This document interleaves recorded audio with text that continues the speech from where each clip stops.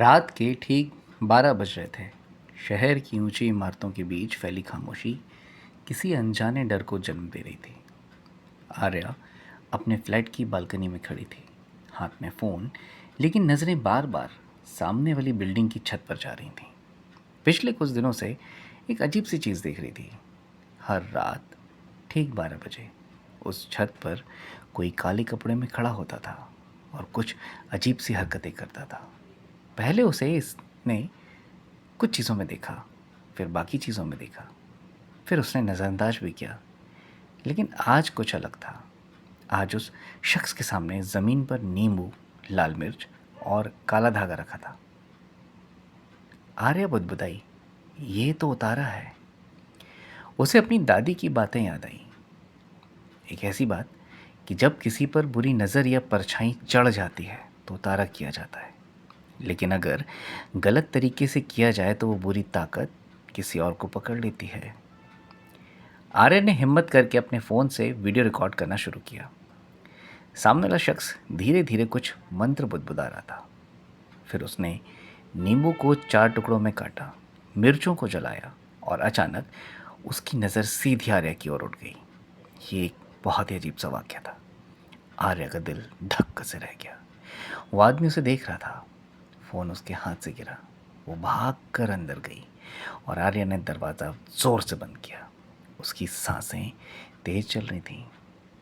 उसने कहा खुद से, बस अब नहीं देखना मुझे ये सब, अब नहीं देखना। लेकिन उसी वक्त उसके दरवाजे पर हल्की सी दस्तक हुई। इस वक्त आर्य ने घड़ी देखी तो 12:15 बज रहे थे।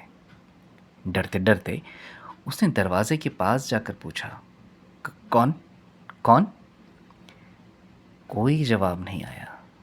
फिर से दस्तक हुई, लेकिन इस बार दस्तक थोड़ा तेज थी। आर्या ने धीरे से दरवाज़ा खोला। बाहर कोई नहीं था, लेकिन दरवाजे के ठीक सामने ज़मीन पर, हाँ दोस्तों, दरवाजे के ठीक सामने ज़मीन पर वही कुछ चीज़ें पड़ी थीं जो आर्या ने देखी थी। विश्वास करेंगे आर्या ने क्या देखा था? आर्या ने देखा था वही नींबू, मिर्च और एक काला धागा। आर्या का शरीर मानो सुन्न सा पड़ने लगा हो।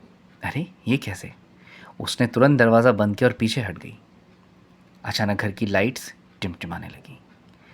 उसका फ़ोन अपने आप ऑन हो गया और वही वीडियो चलने लगा जो उसने रिकॉर्ड किया था।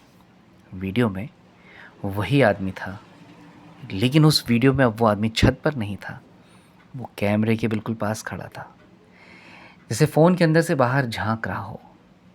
तुमने देख लिया? उसकी धीमी सी आवाज़ डरावनी सी गूंजी। आर्या चीख पड़ी और फ़ोन फेंक दिया। तभी उसके पीछे से किसी के चलने की आवाज़ आई। धीरे से उसने पीछे मुड़कर देखा। वही आदमी उसके कमरे के कोने में खड़ा था। उसकी आंखें काली और चेहरे पर अजीब सी मुस्कान थी। "उतारा हो चुका है," उसने कहा। "अब बुरी छाया तुम्हारे साथ है।" आर्या पीछे हटने लगी। "उतारा पूरा हो चुका है," उसने कहा। "अब बुरी छाया तुम्हारे साथ है।" लेकिन आर्या के पैर लड़खड़ा गए और वो गिर पड़ी। वो आदमी धीरे धीरे उसके करीब आया और उसके सर पर हाथ रखा। अचानक से आर्या को लगा जैसे कि उसके शरीर में कोई प्रवेश कर रहा हो, उसके शरीर में कोई घुस रहा हो। और उसी वक्त आर्या की आंखें पलट गईं। सब कुछ अंधेरा। आंखों के पलटते ही सब कुछ अंधेरा हो गया। अगली सुबह पड़ोसियों ने देखा कि आर्या के फ्लैट का दरवाज़ा खुला हुआ है। अंदर जाकर देखा तो आर्या शांत बैठी थी, बिल्कुल सामान्य।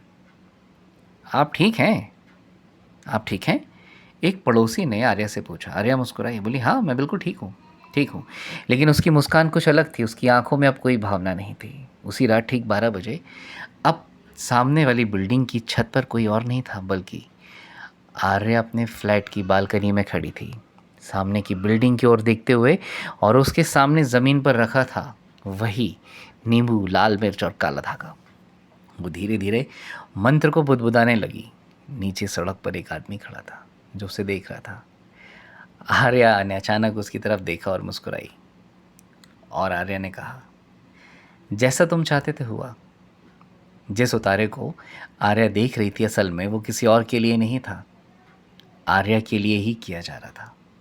ये एक बहुत अजीब सी बात थी जो आर्या कभी समझ नहीं पाई। और उसकी ज़िंदगी में हमेशा वो एक रात ठीक उस वक्त होती थी जब ठीक 12:30 बजे और 12:15 बजे के बीच उसके दरवाजे पे दस्तक होती थी और दो लोग उस सामने वाले फ्लैट को देखते थे, एक आर्या और वो एक बुरा साया जो अब उस उतारे के बाद आर्या के साथ रहने लगा। कहते हैं ना, कुछ उतारे गलत हो जाते हैं दोस्तों।